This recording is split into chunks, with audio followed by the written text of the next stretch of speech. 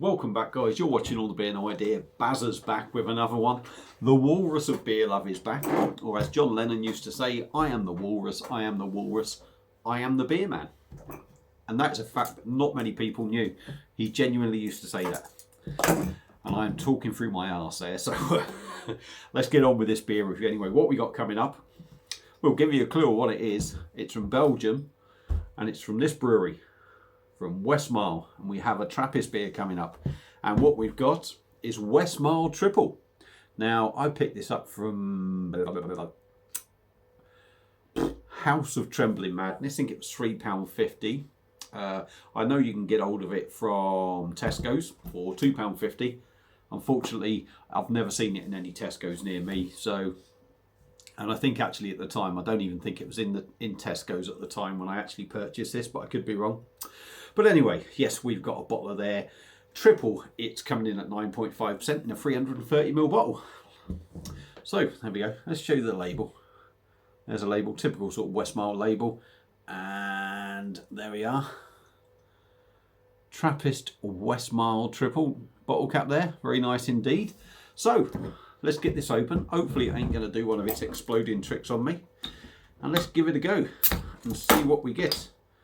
Plenty of smoke there. It did start to rise up the glass, but it was good and behaved itself. I'll try and do a decent pour as well. I do often think this is why these sort of chalice glasses are so wide at the top. I think when you are pouring it with them being so lively, it does spread the head out a bit. So you maybe don't get as big a head on the beer as you would if it was maybe a narrower top to it. But yeah, that's a load of rubbish, isn't it? Eh? Beer in a glass, there we go. Hazy sort of amber colour, a little bit orangey, orange amber, sort of the same bloody colour in it. Hazy amber colour anyway. Lovely finger of compact white head. Jesus, there is some major sediment in there. I don't know if you can see, but I can see. No, it's not showing up on there, but hold it up against the light and there is some major sediment in there. No real bubbles going up from what I can see, but it looks like a triple, so that'll do me for starters. Let's try and swirl this around a little bit without spilling it and try and get some aromas. Oh yeah, very, very yeasty. Very yeasty, candied fruit, very sort of orange, sort of citrus thing in there for me. Citrus, a little bit, maybe a bit of lime in there. Lemon, lime, sort of citrus. Very yeasty, like I say. I think that's about it. That's about all I'm sort of picking up, really. A little bit sweet, a little bit of sort of bitterness on there, on the nose. But yeah. It smells like your typical sort of triple, so without further ado, let's give this a go. Cheers.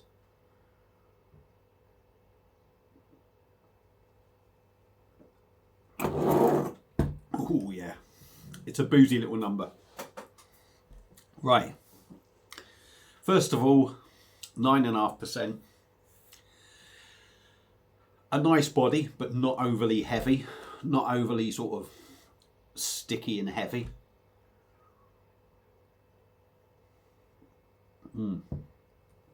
Well carbonated, lots of tiny little bubbles,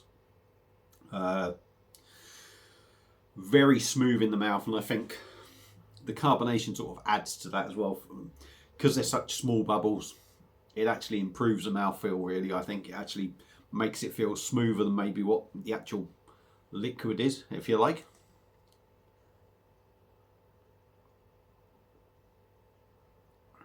Taste wise for me,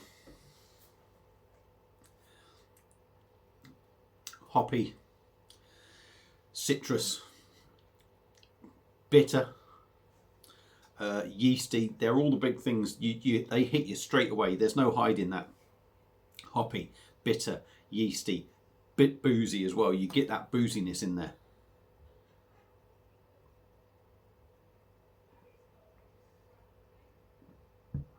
It's got a real sort of booziness isn't hidden.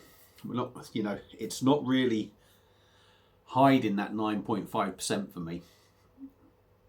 But I think what it makes it feel that little bit more boozy is that real sort of tangy citrus bitterness that you get on this drink.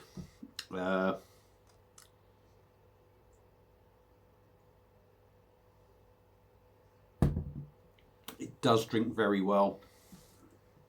It's very sort of that bitter sort of citrus taste at the start. It's quite powerful. I think once you get a few mouthfuls down you and you get past that and your palate starts adjusting, this beer gets a little bit better and a little bit better. Quite powerful sort of flavours in there, especially for somebody, you know, I mean, I like a triple and that, but if you're somebody that's only just trying this, I would imagine this would put newcomers off because it is quite a bold flavour. But the more you drink of it, the more your palate gets adjusted, it mellows out a bit. It is still quite sort of strong and powerful in taste, but it does mellow out a bit. And like I say, once your palate adjusts,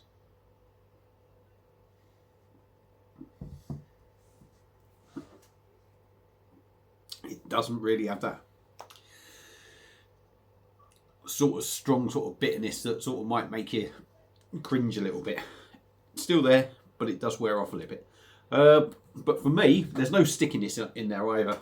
Some triples, they can be quite sticky, really sort of coat your mouth and leave it sort of tacky, but this one doesn't.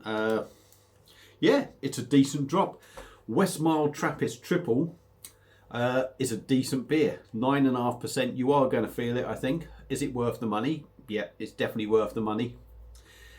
Is it one of my favourite triples? I don't think it is. I don't think it is, to be honest. I think at the moment my favourite sort of triple, I think, was the Guden Carolus. I'm certain that was the triple, the white one that I'd done with Paul and Michelle's food and beer reviews. That, for me, I would say that was a real belter of a triple for me. Excuse me, and probably my favourite one. But this is a very decent triple. Just some slightly different notes, a little bit more bolder. So yeah, they're my views on this drink. I've gone on for 7 minutes, so I'm going to shut up now. If you've had it before, let me know what you think. Feel free to comment. Feel free to subscribe. Thank you all for watching, and I'll see you again soon on another beer review. Cheers.